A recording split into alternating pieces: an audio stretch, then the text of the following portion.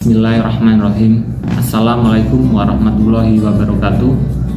Alhamdulillahirrabbilalamin. Wassalatu wassalamu ala asrofil anbiya'i wal mursalin Sayyidina wa maulana Muhammadin wa ala alihi wa sahbihi ajmain, amma ba'du. Perkenalkan, saya Arif Prasetyo, mahasiswa ilmu politik Universitas Wahid Hasyim Semarang. Izinkan saya untuk membahas sedikit terkait dengan Islam Wasatiyah dari kisah dua pendiri Nahdlatul Ulama, yaitu Kiai Haji Bisri Syamsuri dan Kiai Haji Wahab Hasbullah. Satu ketika datang seseorang yang cukup berada ingin berkorban, lalu mendatangi ke Kiai Bisri Syamsuri. Beliau bertanya, apakah bisa berkorban satu sapi untuk 8 orang?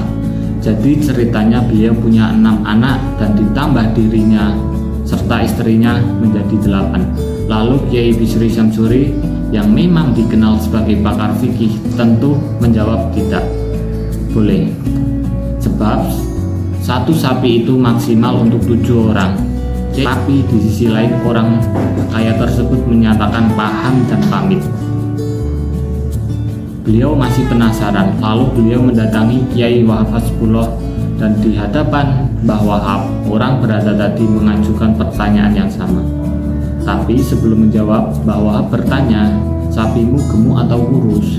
Lalu dijawab, gemuk ye. Lalu Mbah Wahab mengisahkan kalau hewan kurban nantinya akan menjadi tunggangan kita kelak di akhirat. Semakin besar, semakin berkualitas hewan kurbannya, maka semakin kuat pula tunggangan kita di akhirat nanti. Ini tentu tujuannya untuk menyemangati muslim yang mampu agar berkurban.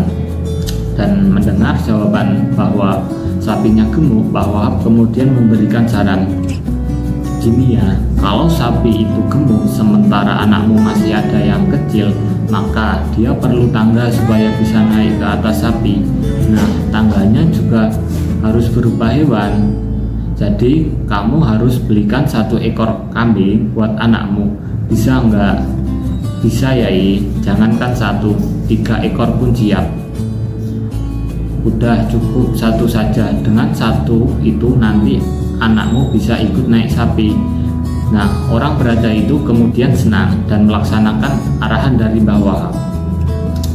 Kisah ini menggambarkan sebuah komitmen keilmuan yang ditunjukkan oleh Kiai Haji Bisri Syamsuri dan keluasan mencari alternatif penjelasan oleh Mbah Wahab. Ini adalah satu buah solusi yang sangat menarik dari berbagai persoalan masyarakat, dengan di satu sisi komitmen bahwa siapapun tahu ada batas-batas yang tidak boleh dilewati. Di sisi lain ada keluasan untuk bisa mencarikan jalan keluar, mencarikan penjelasan sehingga kita bisa menyampaikan komitmen itu dengan cara yang mudah, diterima, dan ada jalan keluar yang dirasakan menjadi solusi yang baik. Jadi secara garis besar, ini adalah sebuah ilustrasi penting Islam Wasatiyah yang ada di Indonesia. Inilah suatu yang unik yang barangkali tidak banyak di belahan dunia lainnya. Umat Islam di Indonesia memiliki potensi peran yang sangat besar dan sangat sentral untuk mewujudkan wajah Islam dunia. Indonesia dikenal sebagai negara dengan penduduk muslim terbesar di dunia. Banyak sekali tokoh dunia memiliki harapan kepada Indonesia. Oleh karena itu, Islam Wasatiyah yang menjadi karakter penting dari Nahdlatul Ulama. Karakter inilah menjadikan muslim berpotensi jadi panutan, jadi teladan bagi dunia.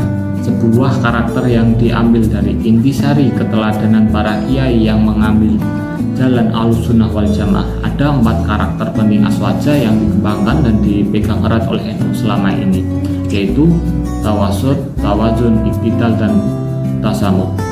Karakter inilah yang kemudian mengakar kuat, bahkan Hadratus Syekh Hasyim Asy'ari dalam kitab yang paling masyhurnya Risalah Ahlussunnah wal Jamaah menceritakan bahwa pada dasarnya penduduk Nusantara ini sudah memegang teguh aswaja sejak dulu.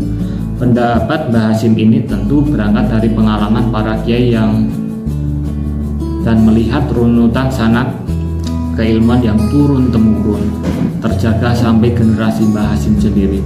Ajaran para kiai ini terjaga dan terus diamalkan oleh para santri hingga saat ini. Inilah yang menjadi wajah Islam Muslim Indonesia yang cenderung berada di tengah tidak tergoda untuk ambil jalan ultra kanan, ultra kiri. Selain itu, mengambil kebijaksanaan para kiai yang juga ikut di dalam membentuk bagaimana NU memang sangat sesuai dengan Islam wasatiyah ini. Sebagaimana kisah tentang kurban sapi dan dari Kiai Haji Bisri Syamsuri dan Mbah Wahab yang tadi saya ceritakan, insya Allah dengan kemampuan kita menjalankan teladan dari para masyayikh, para kiai tentang Islam wasatiyah, kita bisa menjaga sama-sama pesan Islam, pesan keindonesiaan sambil kita menjaga keutuhan Republik ini. Wallahu muwaffiq, iqamul aqwamit thoriq. Wassalamualaikum warahmatullahi wabarakatuh.